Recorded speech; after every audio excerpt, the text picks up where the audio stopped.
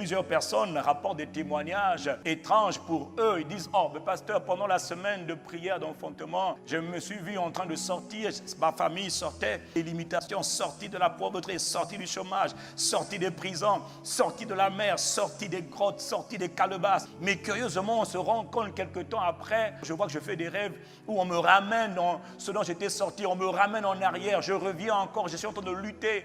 Il y en a qui m'ont dit, mais je me vois au bord du rivage, les eaux viennent me reprendre pour me ramener encore dans les eaux. Je ne comprends pas, pasteur, que se passe-t-il? Je dis, c'est normal. Ce qui se passe exactement comme le peuple d'Israël avait enduré, expérimenté. Israël était captif en Égypte pendant 400 ans. Quand quelqu'un était prisonnier pendant très longtemps, tu sais que quand il sort, déjà la mentalité, ça va prendre du temps pour la changer. Mais même les bourreaux, ils ont du mal à s'habituer à ta liberté. Donc ils n'acceptent pas ta liberté, c'est normal. Ils doivent tout faire pour te ramener en arrière. Après 400 années, il a oint Moïse et il a envoyé Moïse pour aller délivrer le peuple.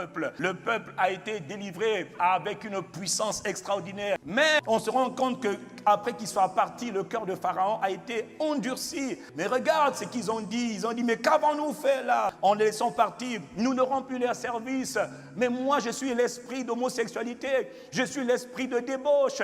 Je suis l'esprit de manipulation. Je suis l'esprit d'alcoolisme. Je suis asthme. Je suis le diabète. Je n'ai plus de victimes. Je n'ai plus de proie. Je n'ai plus d'esclaves. Je veux faire comment? Oh non, il faut les ramener. Donc, Pharaon s'est réveillé, il a dit non. Et qu'est-ce qu'il a fait? Il a poursuivi. Ils ont levé les yeux et ils ont vu que les Égyptiens étaient en marche. Ils ont éprouvé une grande frayeur et ils ont crié à Dieu. Et ils ont commencé à murmurer. Moïse a juste répondu au peuple, et je vous parle de la part du Seigneur, n'ayez pas peur de ce qui sont en train de vous poursuivre. N'ayez pas peur de ce que tu fais les mêmes songes. N'ayez pas peur. Dieu est toujours sur le trône, donc tout va bien. Alors il dit quoi? Moïse dit au peuple de continuer à avancer. Maintenant, et après, au verset 7, il dit à Moïse, lève ton bâton et exerce l'autorité. À qui donne-t-il cet ordre? À un homme qu'on appelle Moïse. Pourquoi quand les poursuivants, les ennemis viennent, pourquoi tout le monde est en train de paniquer? Le peuple panique. Mais Moïse, pourquoi lui ne panique pas comme le peuple? Moïse a une grâce particulière. Moïse a une caractéristique particulière. C'est que Moïse est un homme qui est oint de Dieu. Moïse est quelqu'un qui a la puissance de Dieu sur lui. Moïse n'est pas juste un croyant. Au milieu du peuple, il y a des gens qui sont oints. Au milieu du peuple, et des gens qui ne sont pas oints. Ceux qui ne sont pas oints paniquent parce qu'ils sont vulnérables. Mais ceux qui sont oints ne paniquent pas parce qu'ils savent qu'ils sont comme couverts. Moïse est oint. Et il est tellement oint qu'à un moment donné, pour gouverner les affaires du peuple, Dieu lui dit, je vais prendre de l'onction qui est sur toi. Je veux le répandre sur les 70 anciens d'Israël afin qu'ils gèrent le pays. La même grâce sur Moïse va venir sur les anciens et ils vont opérer dans la même puissance. Moïse est un homme qui avait reçu la puissance de Dieu, qui marchait dans la puissance de Dieu. Il n'était pas un homme ordinaire. Ce n'était pas juste un frère, pas juste une sœur. Alors, quelle est la leçon? Une des leçons importantes. Dans les temps de crise comme cela, dans le temps où le monde des ténèbres se manifeste, mon frère, il faut vraiment, ma sœur, apprendre à devenir un homme, une femme qui est ointe de l'esprit, qui est revêtue de la puissance de l'esprit, qui marche sous l'onction. Quand on parle de l'onction, on parle de la puissance de Dieu. Au temps de Moïse, l'onction était sur Moïse, puis après elle est venue sur ceux qui étaient autour de Moïse. L'onction de Dieu, la puissance de Dieu ne reposait pas sur tout le peuple. Donc ne prends pas les habitudes du peuple comme étant tes habitudes. Le peuple qui n'est pas oint panique toujours. Mais ceux du peuple qui sont oints, qui sont revêtus de la puissance de Dieu, sont différents. L'enfantement du destin se fait par la foi, dis Amen. On a vu qu'il faut le faire dans la prière, dis Amen. Mais il y a une autre caractéristique de l'enfantement, c'est qu'on ne peut pas enfanter son destin dans un monde de ténèbres aussi agressif sans être revêtu de la puissance de Dieu, de la puissance du Saint-Esprit. La volonté de notre Père a toujours et sera toujours que chaque enfant de son royaume marche dans la puissance du Saint-Esprit. Ce n'était pas le cas hier au temps de Moïse. L'onction est puissante. L'onction, c'est quoi? C'est la puissance de l'Esprit. C'est comme un manteau, c'est comme un vêtement que l'on met sur toi. Aux yeux des hommes, on ne voit rien. On voit que ta robe, on voit que ta chemise. Quand on te regarde spirituellement, on voit que tu as quelque chose. C'est comme si tu as une veste autour de toi. Tu as quelque chose qui fait que quand on veut te toucher, on ne peut pas te toucher. Pourquoi Moïse sortait du palais de Pharaon, là où les autres meurent? On ne peut pas toucher à Moïse parce que Moïse est oint. Il a comme un vêtement qui le rend intouchable, qui le rend inébranlable. Et je vais pousser la réflexion un peu plus loin. Ce qui le rend intouchable, c'est la puissance. Cette puissance de Dieu, quand elle vient sur un homme, elle se manifeste comme un feu. Cette puissance de Dieu, quand elle te couvre, spirituellement, tu ressembles à quelqu'un qui est comme torchman ou fireman. Non, parce qu'il faut que tu comprennes comment on enfonce son destin, comment on manifeste la gloire de Dieu. Au milieu des ténèbres, les ténèbres ne connaissent pas le langage de l'amour. Ils ne connaissent pas, oh, laisse-moi Satan, laisse-moi esprit, je n'ai marre. Ils ne connaissent que le langage de la puissance. Aucun diable ne lâche quand tu dis seulement, laisse-moi, oh Satan, laisse-moi. Mais tout démon, tout esprit satanique va reculer quand il voit qu'il a affaire à un homme qui est puissant. C'est-à-dire à un homme sur lequel Dieu a mis la puissance. Il faut que cette saison, jusqu'à décembre, mon frère, on ne doit pas être les mêmes personnes. Dieu est sur le point de nous faire rentrer dans une autre dimension du combat, une autre dimension du positionnement. C'est-à-dire on ne va pas combattre pour combattre, prier pour prier, mais prier dans la puissance. Nous sommes dans un monde des ténèbres. À cause de ta puissance, oh Dieu, tes ennemis se soumettent. Ils ne se soumettront qu'à cause de la puissance. Dans le livre de Abdias chapitre 1, Dieu avait déjà annoncé que la puissance de Dieu, quand elle se manifeste de plusieurs manières, c'est vrai. Mais une des manières par laquelle la puissance se manifeste, c'est le feu. Sur la montagne de Sion, il y aura délivrance. Elle sera sainte. Et la maison de Jacob, c'est-à-dire la postérité, la descendance d'Abraham, c'est-à-dire toi. Tout croyant né de nouveau est celui qu'on a fait partie de ce qu'on appelle la maison de Jacob. Donc Dieu dit que la maison de Jacob, c'est-à-dire toi, tu vas posséder tout ce qu'on t'avait volé. Et puis au verset 18, il avait déjà annoncé à Abdias le prophète que la maison de Jacob sera un feu et la maison de Joseph sera une flamme. C'est-à-dire, il avait déjà dit que ce que Dieu veut, c'est que la descendance d'Abraham, la descendance de Jacob, ils soient comme des feux, comme des flammes sur la terre. Et quand ils vont rencontrer ceux de la maison de Ésaü, les Édomites, les ennemis du peuple de Dieu, dis-moi Amen, ils vont les massacrer, ils vont les brûler, parce que c'est ce qu'on appelle la paille. Quand le feu va rencontrer la paille, le feu que toi tu es va dévorer la paille, le chaume. Il avait déjà annoncé et il ne restera aucun survivant de la maison d'Ésaü. Ça, c'était la prophétie avant que celui qui devait venir, qu'on appelle le Rédempteur, vienne. Tu as des adversaires, ils doivent te voir en feu. Et la raison pour laquelle ils t'agressent, parce que tu viens à l'église, mais tu n'es pas en feu. Donc ils peuvent te toucher. Mais il doit arriver un temps quand il te dit, qu'est-ce qui s'est passé? Il vient la nuit, je n'arrive plus à l'approcher. Je voulais coucher, je n'arrive plus à coucher avec elle. Je suis le mari de nuit, hey, je brûle. Je suis l'esprit de sorcellerie, hey, je n'ai plus accès. Tout est fermé, intouchable. Pourquoi? Parce que je suis devenu un feu dévorant. Maintenant, les temps ont été accomplis. Et au temps marqué, Dieu qui avait fait la promesse est venu pour te mettre en possession de la promesse. Dans Luc chapitre 3, verset 16, Jean-Baptiste, qui l'a introduit, qui est son directeur du protocole, dit à son sujet, moi je vous baptise d'eau, mais il vient un après moi, celui qui est plus puissant que moi. Je ne suis pas digne de délier la couronne de ses pieds. Il dit, lui, il vous baptisera du Saint-Esprit et de feu. Le mot baptiser veut dire immerger. Il vous prendra et il vous mettra dans l'Esprit Saint et le feu. Il tient en sa main la pelle à vanner pour séparer le grain de la paille. Il va amasser le grain dans son grenier, mais il va brûler la paille. Rappelle-toi toujours que la paille symbolise les adversaires.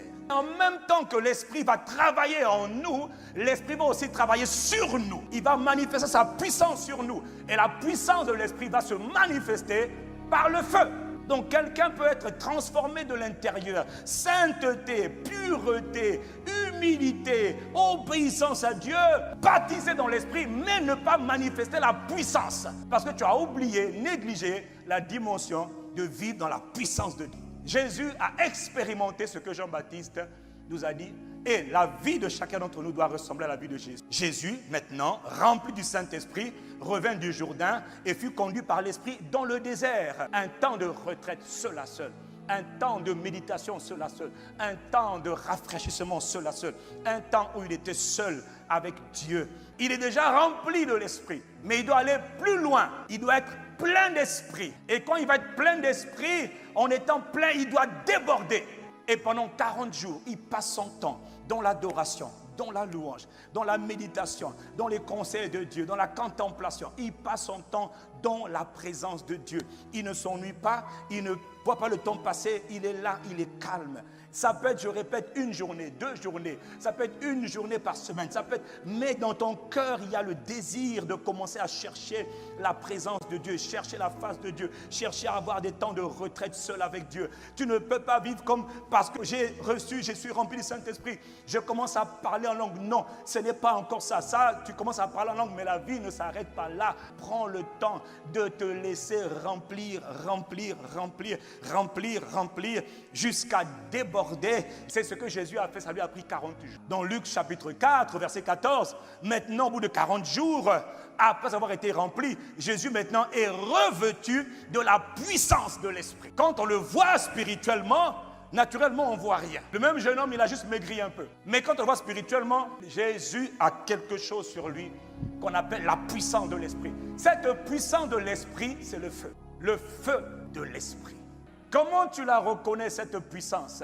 Elle est perceptible. Tu remarques dès l'instant qu'il a été revêtu de la puissance. On n'est pas revêtu de l'Esprit, on est revêtu de la puissance de l'Esprit. Cette puissance de l'Esprit se manifeste par un feu, et un feu dévorant. Et c'est comme ça que tu vois que sa renommée a commencé à se répandre. Sa renommée ne s'est pas répandue tant qu'il n'était pas revêtu de la puissance. Rempli de l'Esprit ne te donne pas la renommée, ne te donne pas forcément de faire tous les exploits que tu dois faire. Non, il y a des challenges, il y a des difficultés, il y a des montagnes, il y a des adversaires qui nécessitent que tu sois revêtu de la puissance pour les affronter. Frère, Jésus vivait dans le feu. Pasteur, qu'est-ce que tu essaies de nous dire? Jésus prêchait dans le feu, vivait dans le feu, dormait dans le feu, il se réveillait dans le feu, c'est-à-dire dans la puissance. Cette puissance de Dieu ne l'a plus jamais quitté. Il n'a pas besoin de dire, oh, protège-moi la nuit contre les méchants. Il sait que c'est les méchants qui doivent faire attention à lui. Parce que lui, il est dans le feu. Donc, en fait, le vrai challenge, c'est de vivre dans le feu. Il chassa les démons par sa parole. Matthieu 8, verset 16. Donc, la parole sort comme un feu. Tous les démons disent, je m'en vais. Ah! Quelle grâce! Jésus nous a dit, voici, je vous ai donné le pouvoir de marcher sur les serpents, sur les scorpions et sur toute la puissance de l'ennemi. Rien ne peut vous nuire. Oui, mais le problème c'est que beaucoup d'entre nous, nous sommes nuits. Voilà pourquoi même tu as peur de prier dans certains cas. Et là, tu vas dire, hey, la prison familiale, là, je ne peux pas sortir. Il faut forcément rester à l'intérieur. Parce que j'ai peur des représailles. Mais Jésus avait dit que rien ne pourra vous nuire. Mais en fait, il disait cela parce qu'il savait que rien ne peut te nuire si tu vis, tu pries, tu marches en étant rempli de feu. En étant revêtu de feu, tu peux marcher sur le serpent va dire aïe, aïe. Et toi, c'est lui qui sent. Toi, tu ne sens pas. Pourquoi? Il y a un feu autour de toi. Il y a un feu qui déborde et qui embrase le serpent. Tu marches dessus. Et personne ne pourra te nuire parce qu'ils ne pourront pas t'approcher. Il a dit ne touchez pas mes oins. Ne faites pas de mal à mes serviteurs. Il n'a pas dit ne touchez pas à mon peuple. Il a dit ne touchez pas à mes oins. C'est-à-dire ceux du peuple qui sont oints, qui ont le revêtement de puissance sur eux, on ne les touche pas. Pasteur, le feu là vient d'où? Non, le feu de Dieu ne vient pas du ciel. Le feu de Dieu, c'est une personne. Il est venu depuis le jour de la Pentecôte. Des langues semblables à des langues de feu se posèrent sur chacun d'eux. Et écoute bien, ils furent remplis du Saint-Esprit. Donc le feu a quitté par une personne, on appelle l'esprit. Et l'esprit les a remplis. Le feu ne viendra plus. Le feu est là. Le feu est présent. Et ils ont commencé à prier en langue. Bon, maintenant, laisse-moi t'expliquer quelque chose. Une réalité. Ça, c'est toi. Tu étais vide, sans Jésus. Le jour où tu nais de nouveau, tu deviens un vase dans lequel l'Esprit de Jésus peut venir habiter. Maintenant, quand tu as cru, tu dois être baptisé du Saint-Esprit. Dieu fait 2 choses avec toi. 1, maintenant Dieu te remplit du Saint-Esprit, comme Jésus-Christ. Et là, on commence à prier en langue. Oui, parce que maintenant, le feu de Dieu, c'est lui. Ce n'est pas un feu dévorant encore, mais c'est une mesure. Et là, tu es content, mais tu es toujours frustré. Parce que beaucoup de choses ne chantent toujours pas. Et puis, alors tu demandes au Seigneur, remplis-moi. Mais là, d'ici, quelqu'un a soif, qui vienne à moi et qui boive. Donc, plus tu demandes, magnifique présence, remplis-moi, il te remplit. Et là, tu commences à prophétiser. Ma soeur, je vois ça là. Tu commences à prophétiser. Et pour toi, tu penses que tu es arrivé. Non, tu n'es pas encore arrivé. Toujours beaucoup de challenges, beaucoup de frustrations. Et plus tu demandes à Dieu, pendant qu'il est en train de te remplir, ton cœur est en train de changer. Il met en toi la passion de sa parole, la passion de sa présence, la soif de Dieu. Plus tu demandes, il te donne. Et beaucoup sont arrêtés là. Ils sont allés faire le ministère. J'ouvre une église. Mais Dieu, c'est le Dieu de la plénitude. Tu n'es pas encore plein. Tu ne cherches pas la plénitude. Tu cherches à te faire voir. Tu as eu un peu, tu te vantes. Ce n'est pas comme ça que ça fonctionne. Il faut demander. Demandez quoi? La plénitude. Ta présence se comble. Et là, pour être rempli, il y a un mystère, c'est le temps. Pourquoi tu veux être rempli? Tu voudrais déborder, mais tu ne débordes pas encore. Le revêtement de puissance dont on parle, qui vient de l'intérieur, tu as un petit niveau. Donc là, tu chasses quelques démons, les démons partent. D'autres démons disent, toi, tu es qui? Tu dis, bon, je te laisse, je vais chercher l'autre démon. Donc il y a des démons que tu peux chasser, deux démons que tu n'arrives pas à chasser. Est-ce que je parle à quelqu'un? Il y a des situations que tu arrives à changer. Ah, mais même tes situations, toi, ne change pas encore, parce que tu sens que c'est encore, tu n'as pas encore le niveau. Il faut augmenter le niveau. Parce qu'il faut qu'on enfonce notre destinée glorieuse en Christ. Mais le niveau est trop bas.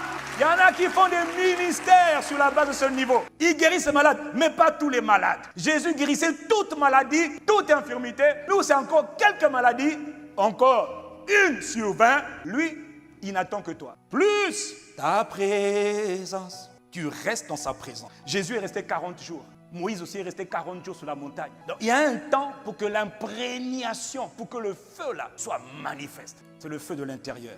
Alors plus tu pries, plus tu le cherches, plus tu as soif, plus il te remplit. C'est ça. Une des raisons pour laquelle tout le monde ne manifeste pas le feu, la plupart, c'est parce que ça demande trop de temps. Moi, je passe juste 1 heure par jour. Il te dit, reste dans ma présence aujourd'hui, toute la journée. Prends une autorisation d'absence, reste dans ma présence. Toi, tu n'arrives pas parce que tu as les copains et les copines à voir. Alors, il te donne un peu seulement. Mais plus tu cherches Dieu, plus tu le désires, plus tu as soif de lui, plus il te remplit. Parce que lui, c'est un Dieu d'amour. Hein. Il fait tout par amour. Plus on l'aime, plus il te donne le meilleur. Tu l'aimes, il te remplit. Magnifique présence. Ah, tu es en train de m'honorer, il te remplit. Et plus il te remplit, plus tu te sens mieux, plus tu deviens plus efficace. Tu n'es plus la même personne. Tu prends plus de temps et là tu arrives là. Ah, tu es arrivé à la limite de toi-même. Il y en a qui ont dit, ça y est, je suis plein. Non, il y a un autre niveau de plénitude. Toi, tu es plein, tu sens que ça va beaucoup mieux. Le nombre de miracles augmente, le nombre de guérisons augmente. C'est ça notre vie à nous tous. Hein. Puissance, prédication, parole, enseignement, révélation, ça augmente. Maintenant, il y a une autre dimension où tu es tellement plein, mais tu en veux tellement.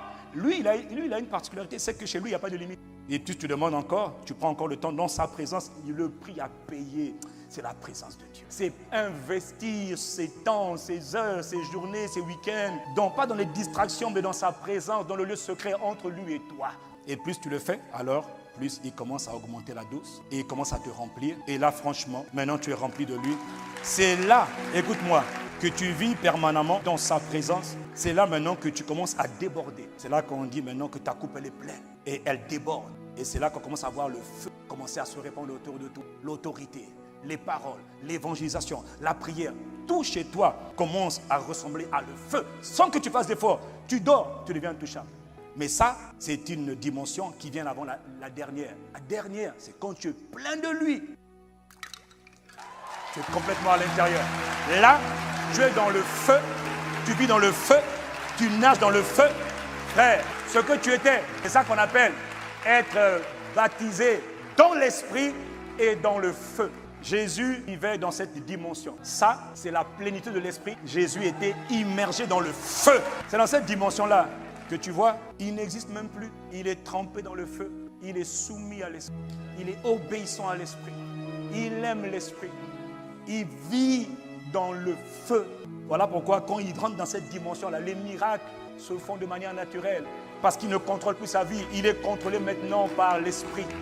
La puissance de Dieu vient de l'intérieur. Elle se manifeste à l'extérieur. Ce n'est pas un feu qui vient du ciel. Dans la nouvelle création, non. Le feu vient de l'intérieur. Et il faut qu'il déborde. Et pour déborder, paye le temps.